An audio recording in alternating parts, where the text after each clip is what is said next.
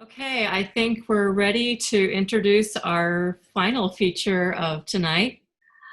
Pamela Anderson-Bartholet is the author of Just the Girls, A Kaleidoscope of Butterflies, A Drift of Honeybees. Is that a great title or what? Pam is a poet, lover of blues music, traveler, hiker, and yoga practitioner who grew up in Warren, Ohio, an area once known as the Steel Valley. Her poetry has appeared in Work, Mason's Road, Atticus Review, Sky Island Journal, and elsewhere. She holds a Master of Arts in English Literature from Kent State and an MFA from Northeast Ohio. She's been a ghostwriter, grants writer, and fundraiser for public radio. When Pam's not traveling with her husband to far-flung places to snap pictures of windows, doors, and light bulbs, you can find her in Northeast Ohio, Virginia's Shenandoah Valley, or Charlotte, North Carolina. It's my pleasure to welcome Pamela Anderson-Bartholet. So thank you, Shawn, and the Poetry Box Press for hosting the reading. It's such a pleasure and an honor for me to read with Joanne and Marshall. And I'm grateful to all the friends who came out tonight. So I'm going to start with 3 yoga poems. I can figure this. 3 yoga poems. The first one,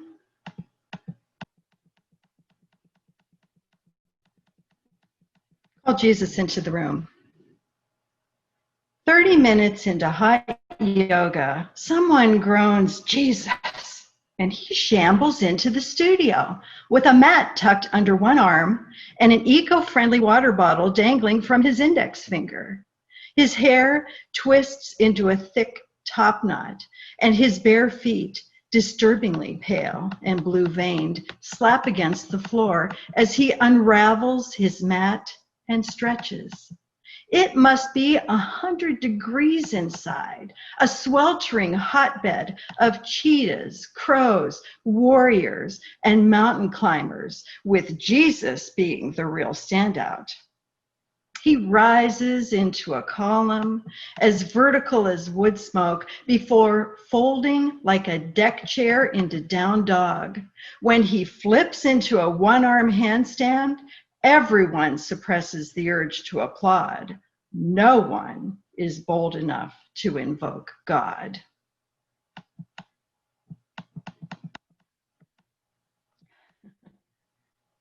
And the next one, Her Moment. This was inspired by a yoga practice I did in Naples, Florida. Her Moment. Lucy, the studio dog, is a basset with heating pad ears and desolate eyes that belie her preferred status among the well-heeled yogis who frequent this studio. She is nothing like Newton, Sir Isaac, not Fig, the tomcat entrenched at that used bookstore in Bonita Springs. Newton could shrivel a yogi's toes with one malevolent glance, but Lucy just aims to please in a realm where pleasing involves fancy cars, fine jewelry, and workout attire that costs a month of Sundays. She paddles into the studio, nails clattering and slobber trailing in a viscous line across the floor, but there is not one person, not one, who doesn't kneel down and offer Lucy her moment of grace.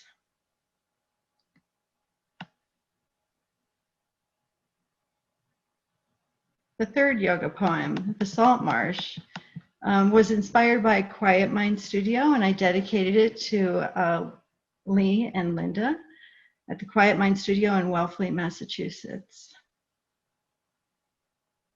Morning light cascades across the studio's darkly polished floors and buttered walls. Someone has opened windows, one after the other and the other, beckoning the cooling sea breeze and sounds of footfalls over crushed clamshells. Inside, unison breathing as trees transform into storks, then dancers, as warriors become archers, then goddesses. Beyond this sanctuary, rubbernecking vacationers jostle for priority service at PB Boulangerie or stake out swatches of sand at Newcomb Hollow Beach.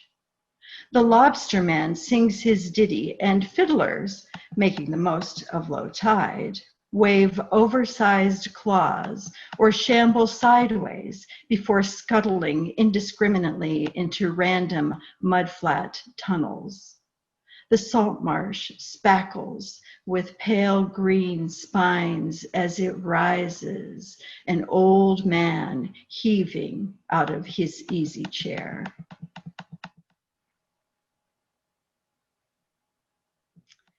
And then I have a little traveling poem. It's called The Space to Be. Just past the deck, the lake plumbs deep before it thins and slips into a tiny fortress of scrub brush. Beyond that, the towpath meanders east-west toward the turnpike and Cleveland's Amtrak station, where you board Lakeshore Limited to Chicago. You catch Empire Builder to pass through Wisconsin, then Minnesota, and North Dakota. Hay bales speckle fields, quixotically softening this tight-fisted climate. It would be hard to live here, but that's not the plan anyway. In Whitefish, you pause for a whistle stop because the stuffed bighorn sheep showcased inside the station is beautiful and strange. It's a quick hop to Washington State before the southbound curve propels you into Portland with its cascades of water and luscious tangles of onyx and emerald. This is the place. Here you will find the space to be. Here your heart will pry itself open.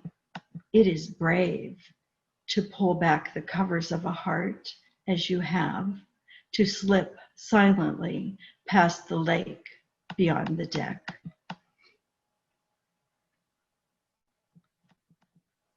So the next two poems are dedicated to the two artists who created the cover of my book. Here's my book. It's Meredith and Liza created that cover. And this first one, poem, Shine On You Crazy Diamond, after Pink Floyd, is dedicated to Meredith. Ink jets from your fingertips in needle-sharp streams, darkly confused and mysterious until you give it shape. One flourish coils into a woman whose eyes rattle silently. Another streak swaggers and twirls in exuberant vines that halo into spikes around her head. You have created her. She is a woman who shines and glitters, whose rage will shatter every barricade snarling at her margins. Your ink, slicks of ebony under her feet, infuses her with power, and I say, shine on, you crazy diamond, shine on.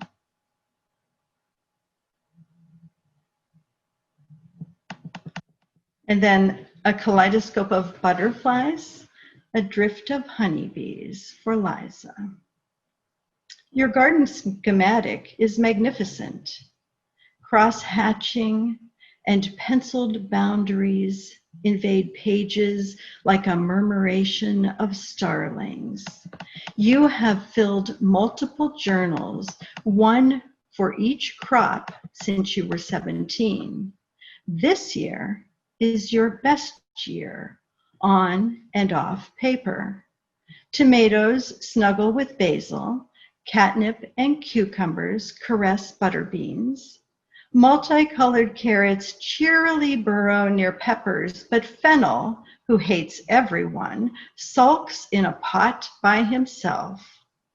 Festivals of marigolds buttress the periphery with the corner closest to the street allotted to sunflowers, giving them optimum access to sunlight. Alyssum and delphinium flagrantly flaunt their blooms to seduce a kaleidoscope of butterflies and a drift of honeybees. The drowning bucket, scattered seeds floated atop 12 inches of water, beguiles unruly chipmunks. The most adventurous slide into cool oblivion, their punishment for excavating your tulip and daffodil bulbs. Straight into the compost pile they go, where something, you confide, has been masticating their soft, chestnut-colored carcasses. Everything in your garden is going exactly as planned. That's a little tragic, but there you have it. A little far from our food sources, right? So sorting socks. I actually wrote this poem many, many years ago. It was a couple days before my father died, and I was just putting laundry together, dried laundry together, and I wrote this poem. It's kind of an older one, but sorting socks. I am sorting socks, his from mine, ours from our daughters. The house is as quiet as houses get. The dryer whispers to the washer, registers crack open to let water run through. And I sit cross-legged on the bed, pile up the white socks, match gray to gray, put the tan ones with the black dots together, let Minnie Mouse kiss Minnie Mouse, compare heels and toes, heels and toes. This is the most important job I've done all day. Socks never shout back. They love to be touched and paired with their mates. They are grateful to be placed in their drawers and are never anxious to be worn. When they grow thin and old, when a toe pokes through the tip, when dirt grinds deep into the fibers, socks don't cry, nor do they beg for mercy or another chance when I throw them away.